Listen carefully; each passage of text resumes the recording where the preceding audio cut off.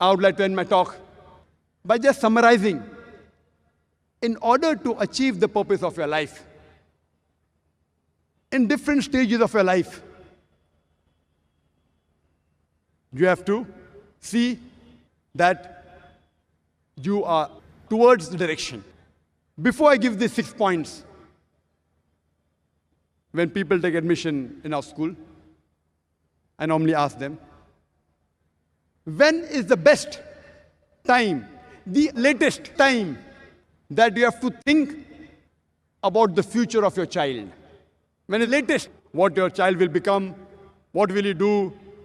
When is latest? Many people reply, when he goes to college. Some people say that no, when he takes admission in school. Some people say, no, when he takes admission in kindergarten. No one has given me answer earlier than that. The Islamic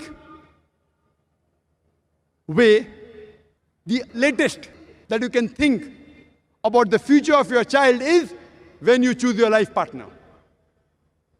When you choose your life partner is the time you think, what will you make your son?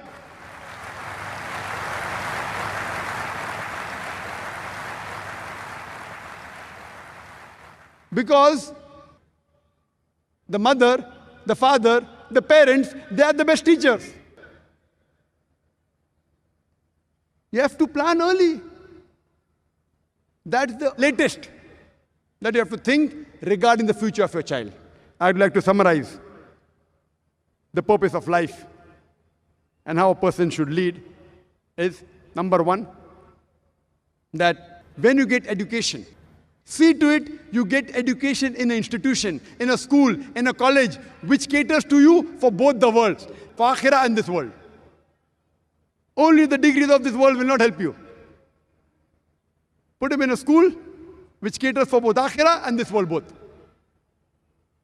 And inshallah, we started with that philosophy of having Islamic International School, and if Allah wills, we want to expand more branches of such schools. Number two, they should see to it that they have friends which also have the same purpose of life. They have friends which are Islamic. When they grow up, they should join organization whose goal and objective is based on Quran and Sahih Hadith.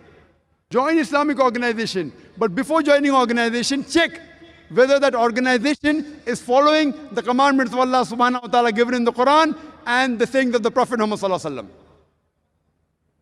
Number four, when they choose their profession, Allah says in Surah Al-Imran, chapter number 3, verse number 104, that let there arise out of you a band of people that enjoin people towards the good and forbid them from doing wrong. These are the ones that shall attain felicity. Allah says in Surah Fusilat, chapter number 41, verse number 33, وَمَنْ أَحْسَنُ قَوْلًا مِمَّنْ دَعَا إِلَى اللَّهِ وَعَمِلَ صَالِحًا وَقَالَ إِنَّنِي مِنَ الْمُسْلِمِينَ. Who is better in speech than one who invites to the way of thy Lord, works righteousness, and says that I'm a Muslim? Choose a profession that will take him closer to Allah subhanahu wa ta'ala. And there's no better profession than the profession of spending your time in spreading the message of Allah subhanahu wa ta'ala. Number five, see to it that you choose your life partner which has the same purpose, same goal. Allah and His Rasul, Allah-centered.